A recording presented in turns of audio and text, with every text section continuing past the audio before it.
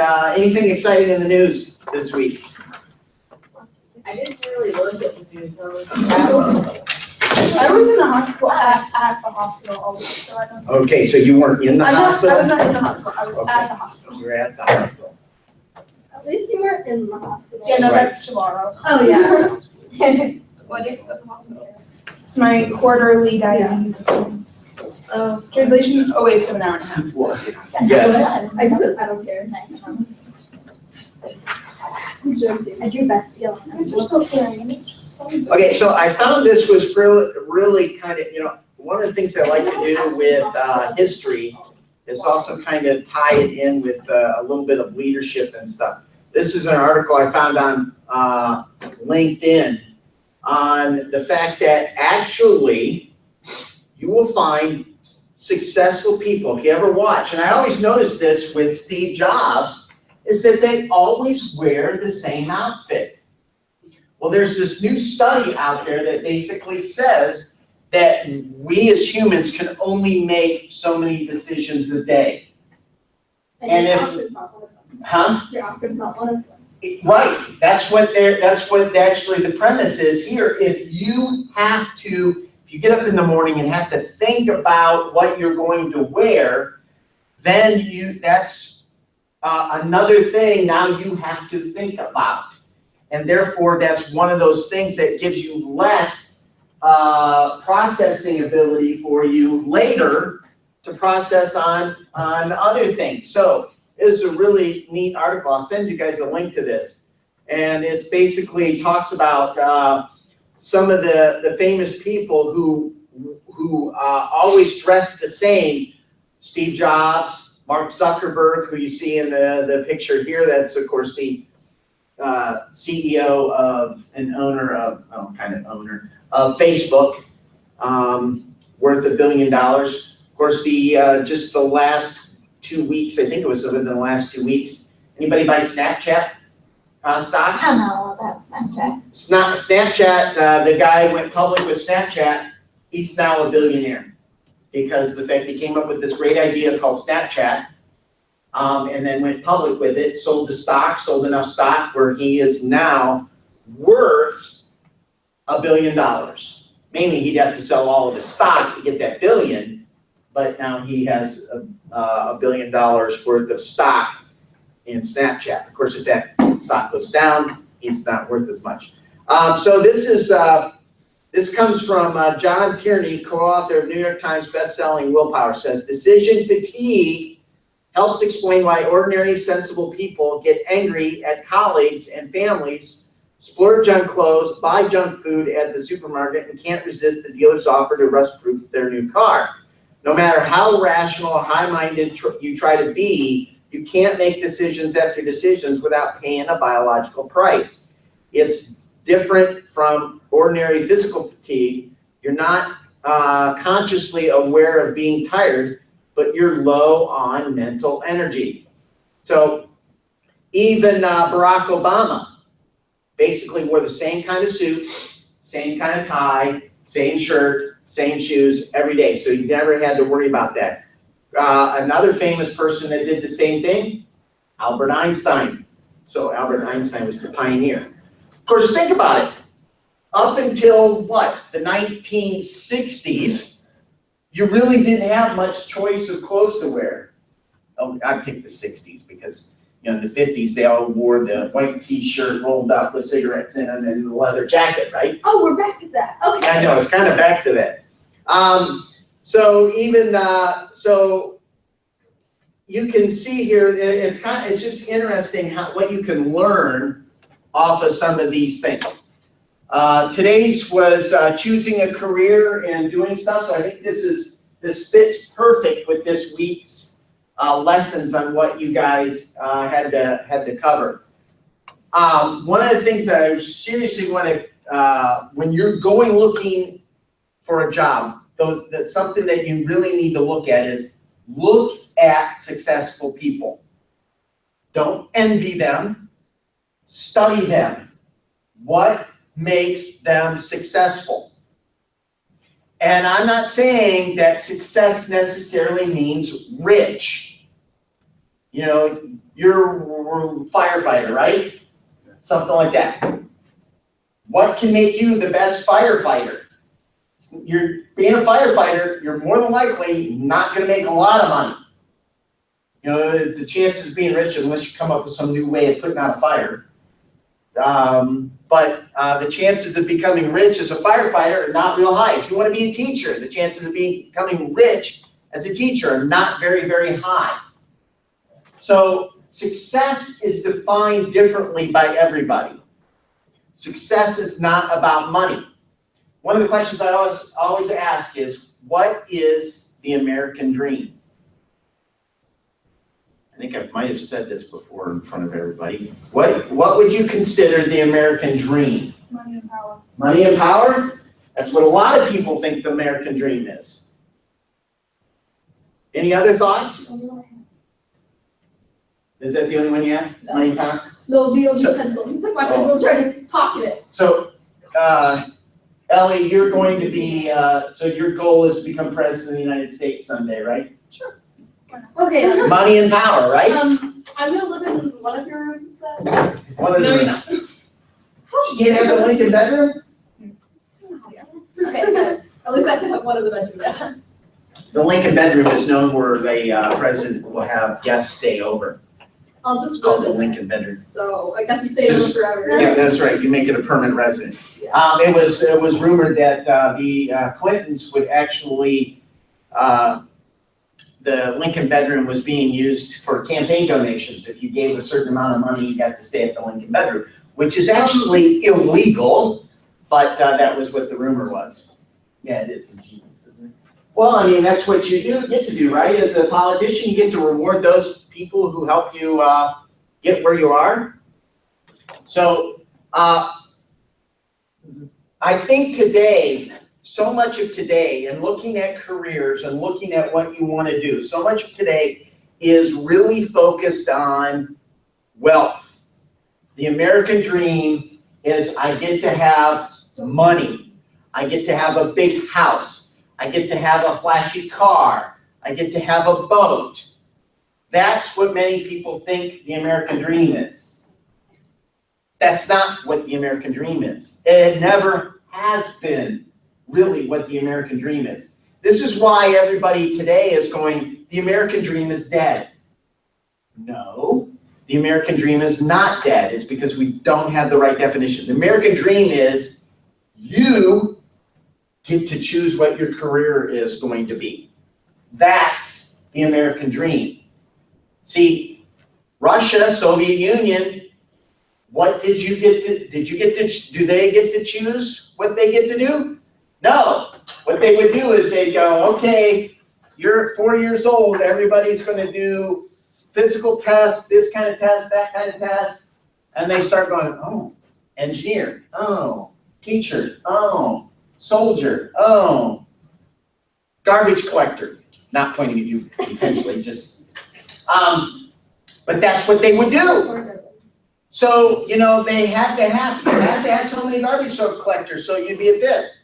Oh, we have to have, oh, you got an aptitude to be an athlete? Good, okay, you're gonna be an athlete. Then they measure you where you were good in athletics. Oh, you're gonna be a basketball player, you're gonna be a hockey player, you're gonna be a weightlifter. You didn't even get to choose what athletics you might be involved in the Soviet Union. And so it make it difficult for, that's the difference, is that there's no way of really being truly successful. Although they might get it right, you might like being an engineer, you might like being in a different position, so therefore you would, you might do well in it. But here in the United States, you get to pick your career. And guess what? If you don't like it after 3 or 4 years, you could go back to school and change it again. And there's a lot of people that they change what they do over a period of time. Most people who start out as in one position, most of the time don't retire in that position anymore. And most Americans change jobs like every 2 to 3, 4 years. I mean, think about that. So you might be changing where you're working every 2 to 3 years. And let me tell you, you want the fastest way to make a lot of money? Change jobs. Because unfortunately, businesses today are horrible at identifying talent and keeping it. What businesses like to do is go steal talent from somebody else and pay that more money, which I find interesting because how do you know this guy over working for the other company was that good? You don't.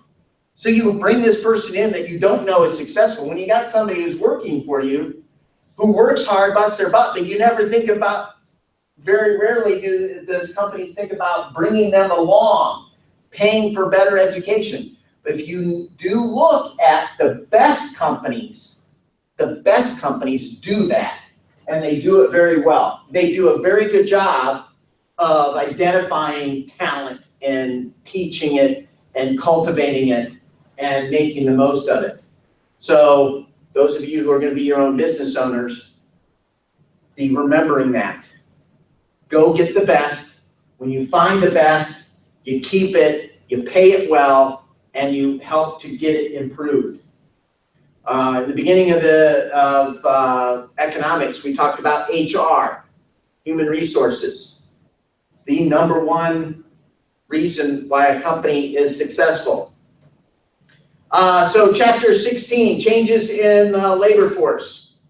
Right now we're going through a lot of changes in our labor force. The number of workers continues to actually dwindle.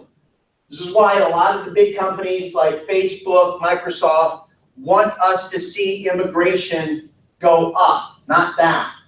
The thing I don't understand is why they want to allow illegal immigrants, because they're not the educated people that they want in their tech jobs.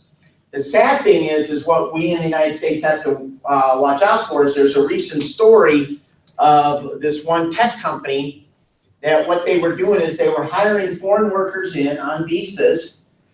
A visa is what you have to have, not the Visa credit card, but a visa is what you have to travel to the United States to be able to work or do whatever. These foreigners would come over here to the United States, they would take a job. The American worker was training these foreign workers to replace them. Now this is exactly some of the things that Trump is like, no, we're not going to do this. This is where the whole America First comes into play and why he wants to slow down immigration in many respects. I'm not also saying, I don't mean that we cut it off completely, but we shouldn't be letting American workers go and hiring foreign workers on visas coming in. We should not be allowing that. The other thing that's changing, of course, is the age of the workers. We're finding, the working age is going higher. Retirement age is going higher. When just about 20 years ago, when somebody retired, I guess this would be more in the 80s. So that's even more than 20 years ago. That was 30 years ago. 30 years ago, when somebody retired from their job, they would basically live about 2 years to 3 years after they retired, and then they would die. Think about that. Now today, people are retiring at 60, 65 and living to 85, 90. So now think about the fact, if you started working at age 25, you worked for a company for 40 years, and then you retire at 65. They have to pay you a pension. This is why companies don't do pensions anymore. They would be paying you your pension for 20 years. They used to pay for 2 or 3, if that. So think about that. When you worked for 40 years, they're really having to budget to pay you for 60. And this is going to be a huge problem for actually government workers, because government workers get good pensions. And so as government workers retire, and you're going to see this in the next 10 years, as more and more government workers retire, you're going to see more and more cities having to raise taxes or do something to pay the pensions of those that have retired. So you're gonna see a big push for the government to absorb the pension plans and put them into Social Security.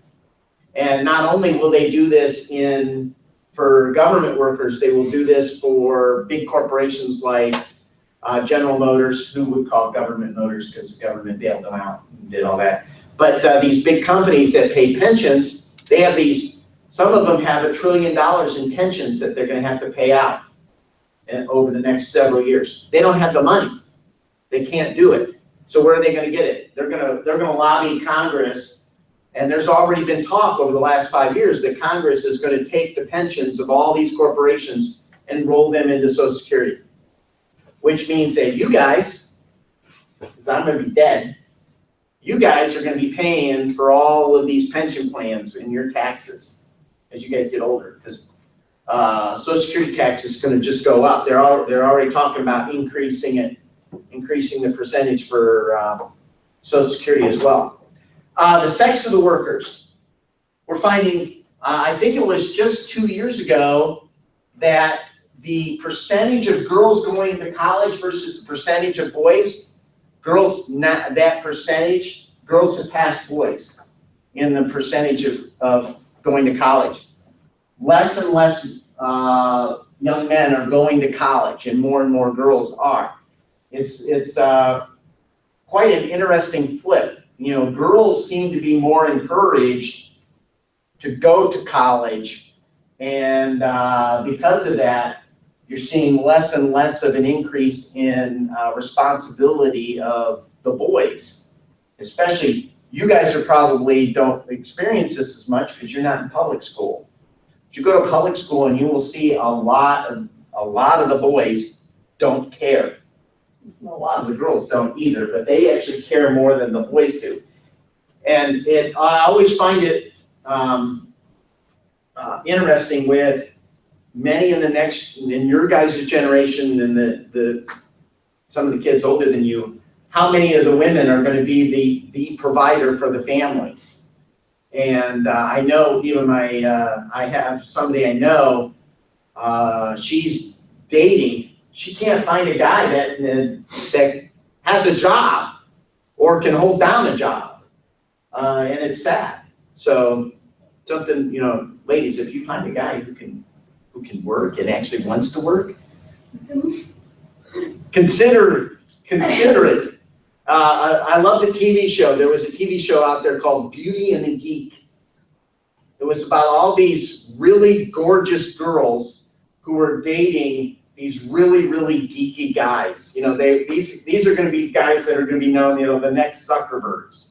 They're going to be rich because they're geeky and they're into technology and they love to play with it, and they're just going to make a lot of money programming or doing something like that. And don't overlook that geek, ladies. He might make you a lot of money. And then you can have that boat or whatever your dreams that you want. Yes. I think part of the problem is that the whole thing of sure there's a lot of pros to the woman wanting equal rights and such. I think they are carrying it a bit too far, but now girls are asking guys out on dates, paying for the meal, It's like on paying for the meals on stuff viral, but I get what you're saying, yeah. girls are just now trying to take over the world. Yeah, so why would the guys want to care? That's exactly it. The natural state of guys, I played this for you I played you the thing with the two brains. We want to go into our nothing box. And if we don't have to work, we can be in our nothing box a lot and absolutely do nothing. We take up fishing, going hunting. Like Barbie dolls? No, I don't play Barbie dolls. I'm not saying you. I mean, But if guys can be lazy, they will be lazy.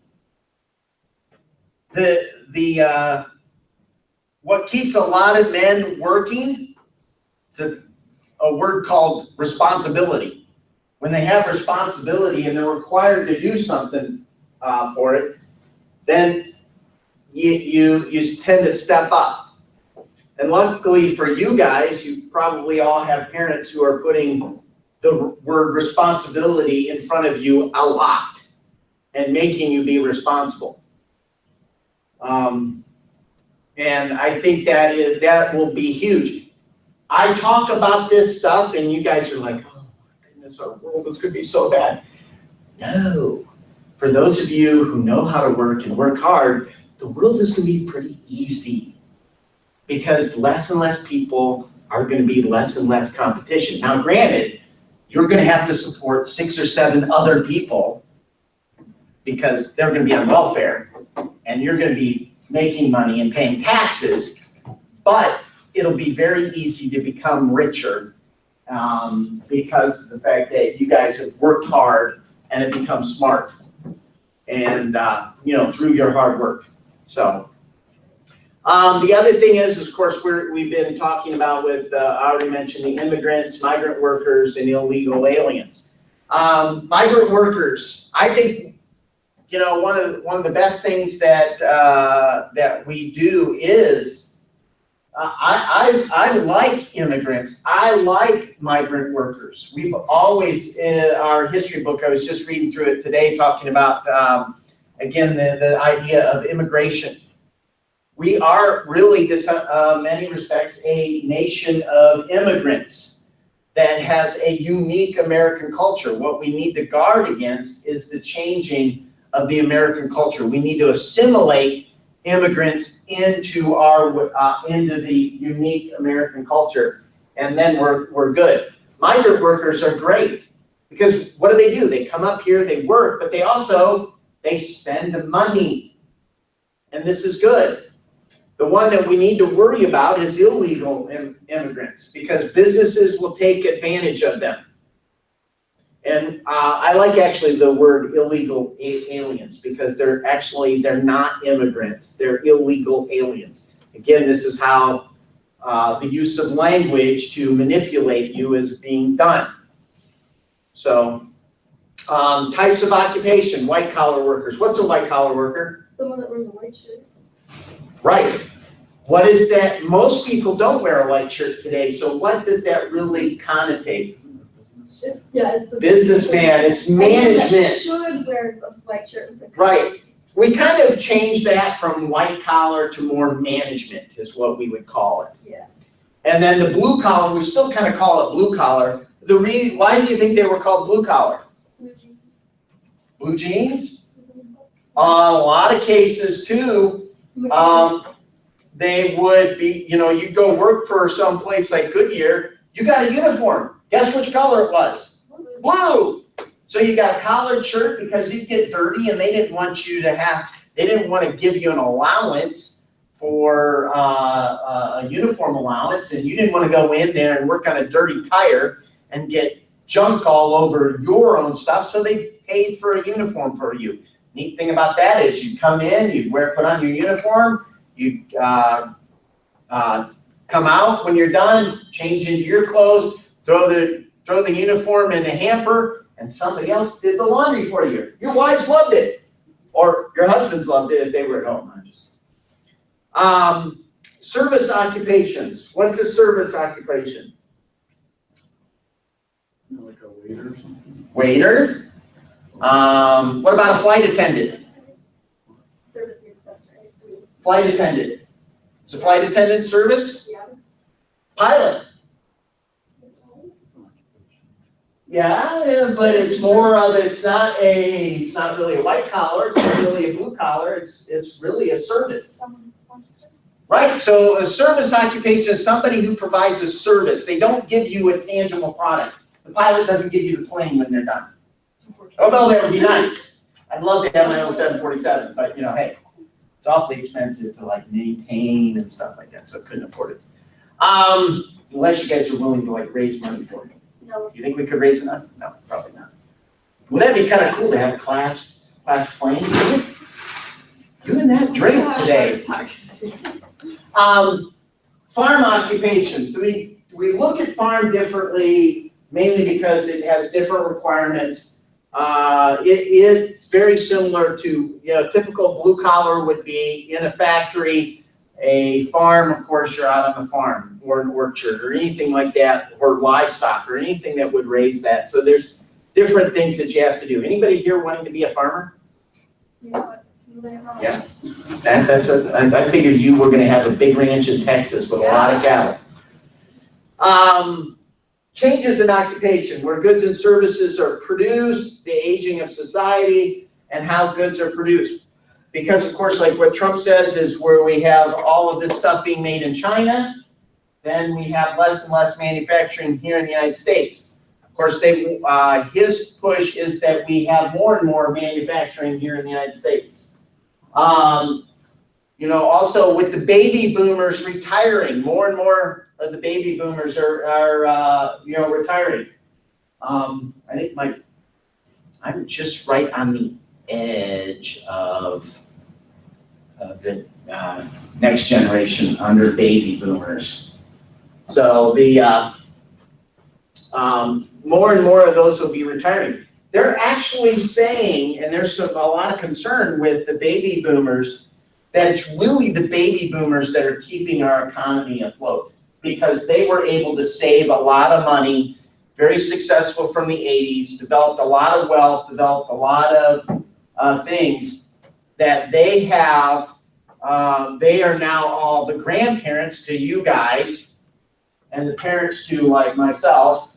And what they do is, if there's a vacation, the family goes on vacation. In a lot of cases, it's the grandparents that are going to rent a house in the mountains or whatever. They're paying for that. That's literally happening. And everybody goes and stays with the grandparents. They pay to get themselves down there in many respects. But that is a lot of what is happening in our country. And there's a huge concern because the amount of debt that my generation and your generation is getting used to, that in the future, there will be, when the baby boomers die, that money, that ability will all go away. So that's something to think about. In fact, I had a friend who about 10 years ago, he said his goal was, he was focusing all of his business ideas on coming up with things to supply the baby boomers as they're retiring, because they were the ones who had all the money to spend. So again, know where your customers are and you can make lots of money. Again, how goods are produced. We are seeing such an increase in robotics. In fact, the talk from Bill Gates was, if a robot steals a job, then the robot should pay taxes. Well, what about a computer there, Mr. Gates? Isn't that where you made all your millions off of? How many jobs were cost because you came up with the idea of the computer? Well, he didn't really come up with the idea, but mass marketing of the computer, him and Steve Jobs. So maybe he should pay more in taxes because he was eliminating jobs. Well, I'm just throwing it out there. If he says robots should pay taxes. But anybody here, how many of you have seen the movie WALL-E?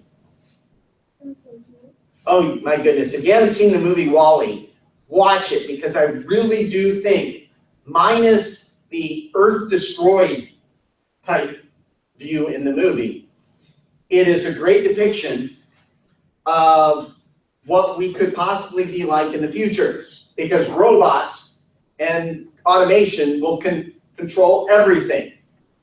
So they will even do our exercise for us. So We're not thinking about. yeah. Thanks for making me feel old. Yeah, no, but 10 years ago, oh my gosh. We also, one of the things that we need to do more is more educated workers, especially with influx from China, India, even some of these Middle Eastern countries that we think are stupid people are killing us in the high-tech realm. I mean, why do you think when you call the help for many of these companies, you get what? Fred from India, right? They even have they use American or English style names, so that it sounds, and of course it's hard to understand them. when they're talking to you in many respects, but you gotta work through that. So, and the other thing is, they, over in India, if you just made 30,000 a year in India, you would be wealthy. You could take, if you took, what would you barely retire on here in the United States, move over to India, you could live like a king or queen. So, If you don't get kidnapped. well, you could probably afford to pay for armed guards. Just watch the movie Man on Fire. That's who I want protecting me. Anybody seen that movie? That's a great movie. Denzel Washington. He's guarding, there's a Mexican family. The wife is American. He's Mexican, a businessman, and they have a daughter. It was, I can't think of her name offhand. This is a long time ago. In Mexico, they kidnap kids and then they sell them back to the family, so the families have ransom insurance. Well, they kidnap the kid and then something happens to the ransom money and Denzel Washington goes all Rambo on him. So it's pretty good. So choosing your occupation, really, there are so many good tests out there that helps you discover what your aptitudes are, what you like, what you don't like, and what your skills are. I would highly recommend that as you're doing some of that, if you're confused about what you want to do, take some of these tests. If you know what you want to do, I still would say take some of these tests, because what it will help you to do is identify where are your strengths and where are your weaknesses. One of the big things that most people don't do enough of is spend time on their working on their strengths. So, there's also a couple, education, armed forces, work, as you're going through school. Focus in on your strengths. The problem that we have with most Americans and most people around the world, I'd love to have time to play the video from Marcus Buckingham. He has a book entitled Now Go Discover Your Strengths. And puts together some stats that the majority of people in the world do not do what they love to do and do not do what they are good at. So they go to work every day miserable because they're not doing what they love and what God made them to do. So if you can find out what your strengths are and work on those and focus on that, then you'll be good. The problem that you run into is most corporations, they have this thing called a 6-month or 12-month review. Anybody here ever go through a review at your work? You ever have a review at your place of work where they go in and say, well, you need to, here's how you're doing, and yeah, evaluation is another way to put it. Here's the things that you're really weak at. You don't talk really well. You don't do this. And then they go, oh, hey, you need to work on these things. You need to bring these up better. Well, the problem with that is if all your energy is focused in on your weaknesses, what God has not made you to be good at, then your strengths diminish. So what Marcus Buckingham's focus on is that what you should do is be working on your strengths, because as you get stronger, now there's a thing, you can't be a total, if you can't write a complete sentence, that's not acceptable. That's not what Marcus Buckingham is saying. What Marcus Buckingham is saying is, okay, if you're horrible at writing, then don't be a journalist. But maybe you're better at public speaking and talking off the top of your head. You're just not good at putting it on paper. So maybe you want to be a public speaker or something else. Or maybe you're good at math. So therefore you want to be a mathematician or engineer. You like to build stuff with Legos. So you're going to be an engineer. Maybe you like to draw things, so you're going to be an artist. You just have to figure out what your strengths are and then use them and find a career that fits them. People who have artistic talent, I always recommend consider marketing. Why? Because marketing deals a lot with graphics, branding, images, all kinds of stuff like that, where if you've got an artistic background, can really help in the marketing side of things. Now, that doesn't mean if you don't have an artistic background that marketing doesn't fit, because it may fit. There's a lot of facets to marketing, so it's just one of the things that a lot of people who are artists think that, well, I gotta go paint paintings and try to make money off of painting paintings, and it doesn't amount to much. You can do other things. The biggest example of your strengths is, you guys know the basketball player Shaquille O'Neal? I think so. Well, basketball player Shaquille O'Neal, he's doing these new Oreo cookie commercials. We're dunking the Oreo cookie in the milk. It's like this really big guy, and they have him coming down. If you've ever seen the acrobats who use the ropes, and they kind of like spin down the rope, and then at the bottom he stops and dunks it. Well, it can't be him. It's got to be the image. There's no way, unless they train to do that.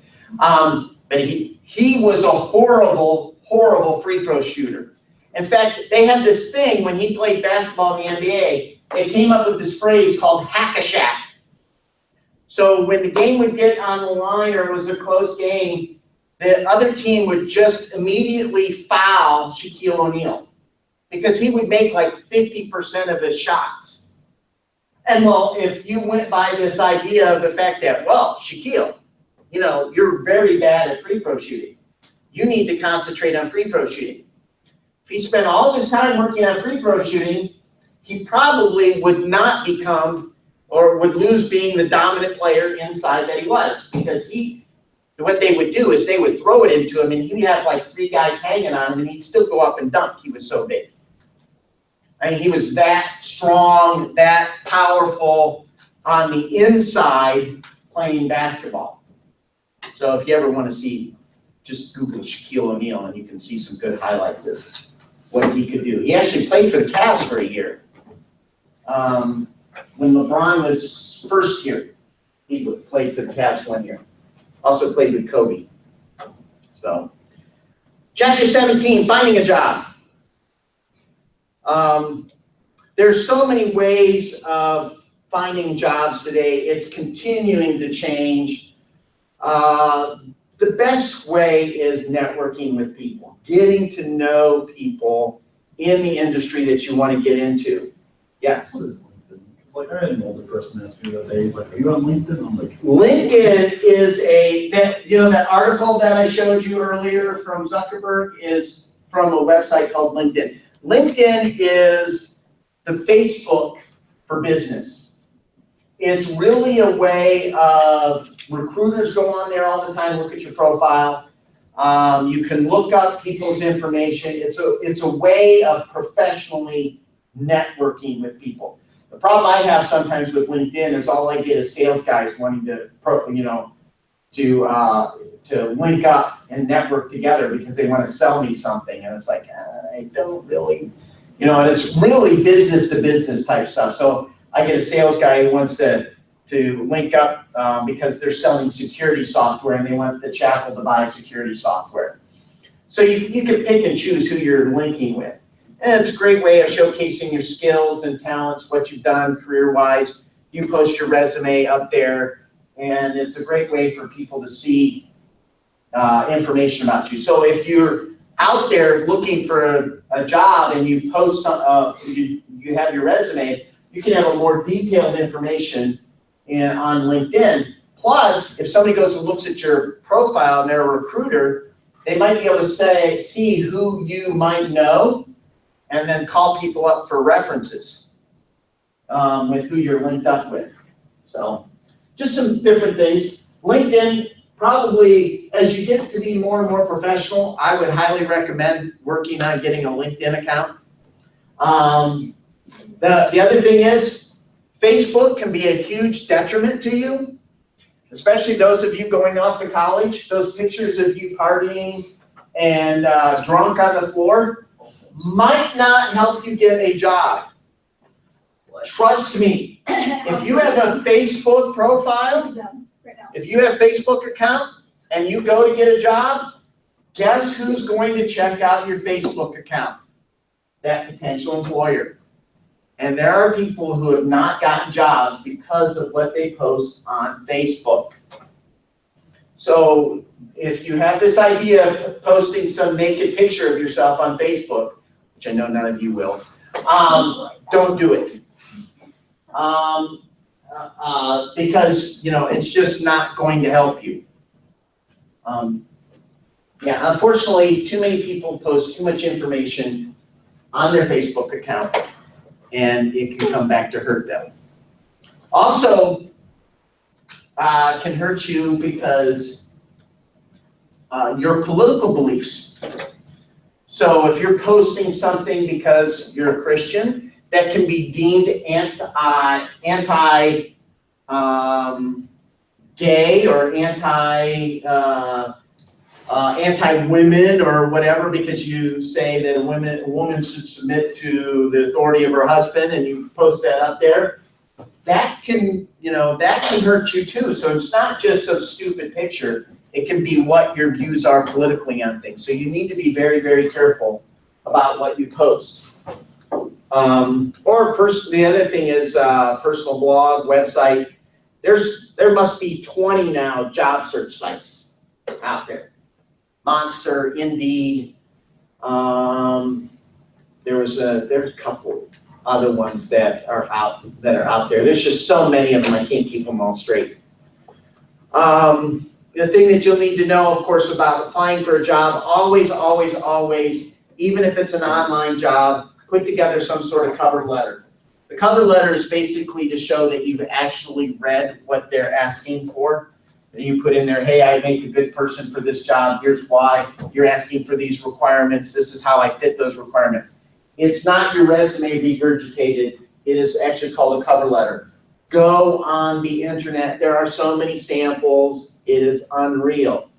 Your resume should no longer be some generic looking page. Your resume should be creatively designed. If you cannot do that, hire somebody to do that. What do you mean by creatively designed?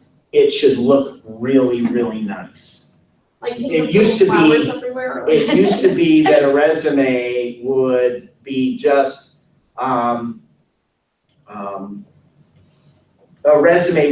straight text. And now today, you need to have a resume that actually, when somebody looks at it, they go, wow, this is nice. Looks like it clearly took some effort into putting it together. And you don't want something that looks just generic. Here's a PDF of my current one. And you should always keep it current, whether that's wrong. Go to this. So see how it's not just generic text. It uses bullet points. It uses graphics to separate things out. It's got bold print, so it's easier to read and things stand out. There's some new ones that I've seen now with what they're doing is they're actually taking the resume and they're putting a summary section here along the side, almost more like a web page look. So you got all this, like your education, all this pertinent information that comes down along the side, and they scrunch this over to 2/3 of the page so that you can have a nice look at things. You're wanting to highlight what you do and how to get a hold of you. Don't put references on your resume. That's for if they request it. If you want to attach a second piece of paper that has your references, you can do that, but do not include it on your resume. As you get older, for you guys, resume should only be 1 page. As you get older and you got more and more work experience, it goes into 2 pages. So, and also, don't just talk about what you do work-wise. They want to know what you're involved in outside of here. So community involvement, or you can call it other things. So board member, you can say the things that you've been involved in so they know that you are involved in more than just your job. What do you like to do? So that's what they look for. And then also, after you get an interview, always send them, today we would do it as an email, but you always send them a follow-up. Hey, thanks for the time. I spent together, the company sounds really interesting. Love to hear more, or if you have any questions, please feel, contact me. Keep it very, very professional when you're doing this. Also, I already mentioned this, how social media can hurt you. Today, most companies they will investigate you. So be careful what you're putting on Facebook, Instagram, Twitter, Pinterest, Snapchat. Or Snapchat is not. We definitely see your Snapchat. Not anymore, no. It's supposed to be. Although if somebody takes a screenshot of your Snapchat and then posts it on Facebook, Then they can. then they can. Oh, look, you have a dog filter. Nope, not that. So again, be careful what you put on there. Chapter 18, some jobs pay more than others. Why? Because some jobs are better than others, I guess. Some jobs are better than others, or some jobs are just harder to do than others. They require more expertise. Correct. So like a doctor. A doctor, in order to become a doctor, it's like $500,000 is what most of them go into debt. $500,000 in education. This is before they even start earning any money. They go into debt for $500,000 to basically make it through school and then medical school. They can expect $500,000. This is why we should pay doctors good and pay them well. Not an English major. If you pay them well, then you have good doctors. It was interesting on the radio the other day, they were complaining, oh, doctors, they shouldn't be, they were talking about transplants and medication and how much things cost, and it's like, well, this isn't fair. Why is it that if I die and donate my organs, why does the doctor get paid?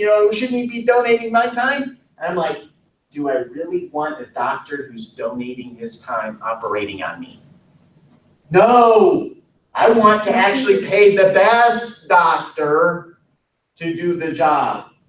May not necessarily infect it. The best doctor may not be the most expensive doctor. Some of you know, but I think it's 8 years ago now. 8 years ago, I had open heart surgery. Do you know what was so cool about it? I'm one of the first ones in this area that they did it robotically. That this doctor used a robot. So normally when they do open heart surgery, they go in and they crack your chest open, split the ribs up, go in, do the bypass and do all that. Now they made this little slit right here, spread the ribs a little bit, went in with a robot, took a vein out of my chest wall, stitched it in between where the artery where it was blocked and connected it up.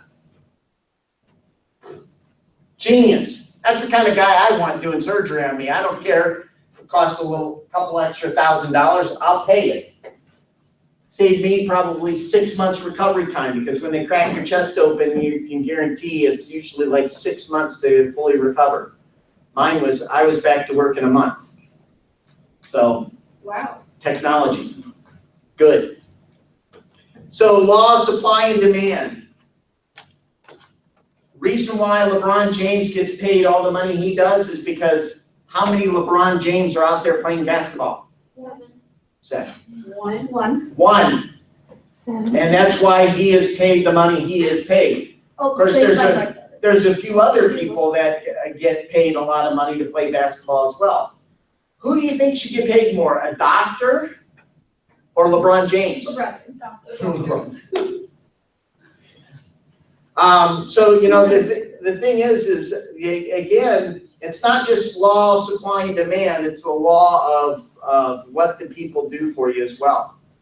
And unfortunately, our values in the United States value basketball and football and sports much more than we value teachers and doctors and many of those things. What can make you more successful? Well, a couple of years ago, I read this book called The Go-Giver, and I highly, highly recommend it. It's a very easy read. You can actually get the audio book from, it's like a 2-hour-long audio book from at the library if you want to get it. So in this book called The Go-Giver, he comes up with this law, and I always like books because they always come up with these great titles. The 5 Laws of Stratospheric Success, meaning really, really up there. And so the first one is the law of value, and we were kind of touching on that a little bit when we were talking about supply and demand. What is your value? So your true worth is determined by how much more you give in value than you make in payment. You get paid when you work based on the value you give the company. Most people think that they should get paid because they should just show up at the job. No. You get paid based on the value you bring to the company. And the more value you bring, the more you will get paid. So you can always, in reality, control your salary and how much you make by how much value you add. The reason why LeBron James gets paid the money he does is because he puts more seats at the arena and in the television so that the owner of the Cleveland Cavaliers gets paid more money. Now, if they let LeBron James go, then guess what? Will happen to attendance? It will start to go down. But the more competitive a team is, the more money it brings in. So LeBron James is bringing in value. The second law is the law of compensation. Your income is determined by the number of people you serve and how well you serve them. Income is directly proportional to how many lives you touch. It's about impact. If you're selling iPhones, the more people you sell iPhones to, the more money you will make. Now, this isn't just necessarily, of course, if you're on commission. If you're on flat salary, it may help get you raised. But this is really looking at it from a business perspective. If my business only works on 5 people, then I am only limited to how much those 5 people are going to pay. But if I can expand that 5 people to 10 people, and then to 20 people, and I keep doubling the impact that I have in my circle of influence, then my compensation goes up. This is a huge law for business. And the more you understand these things, the better off you will be. The next one is the law of influence. Your influence is determined by how abundantly you put others' interests first. So each one of these kinds of builds on each other. You had the first one, and then it built onto the second one. Now influence, those work with these other 2. So as you influence people, as you put them first, then you will again see more growth. So if you as a business or you as a person are always putting yourself first, you're going to turn your customers off. You're not going to be able to build the number of people around you. The law of authenticity. The most valuable gift you have to offer is yourself. When you work with a customer, one-on-one, whatever, or a group of people, if you're authentic, if you are being transparent, then more people will follow you. Think of the iPhone. Think of Samsung. What do? All of their commercials, they show putting the customer first.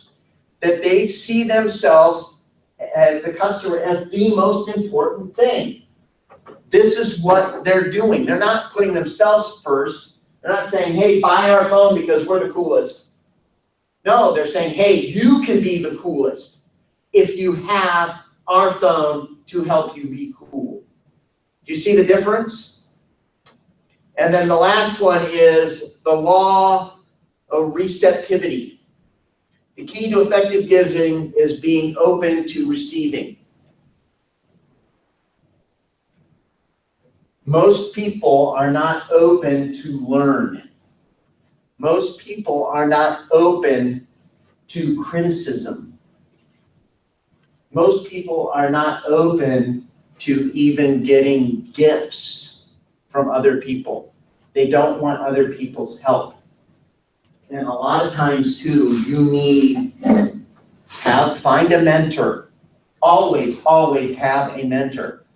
Every stage of my career, I always like to have one or two mentors. I always like to get really good constructive feedback. I'm not talking about a guy or a person who's always going to yell at you and say, "You're horrible, you stink, No, you want somebody who's going to be the truth and love. Find people who will be honest with you about where you really are and give you that feedback. If you don't, you will never grow, you will never change, and you will never be better. You will always be where you currently are. So always look for that person that you can learn from. And I hate to tell you, it's not always necessarily going to be somebody who's above you in the chain of command. Some of the people that I've learned the most from are the people who sweep the floor. So don't snub your nose at somebody who might be you consider lower than you.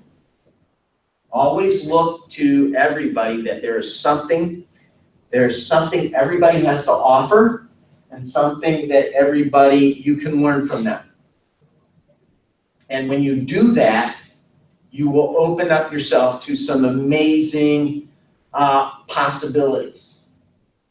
My dad always harped on me when I was younger. Everybody is given opportunities. It's what you do with those opportunities that will make you different than the other people. Because there are people who are poor, but have had opportunity to be successful and ignored it. I think of all the people who go to public school and waste their time on a free education because they don't want it. This is why I think one of the reasons why we should eliminate free education.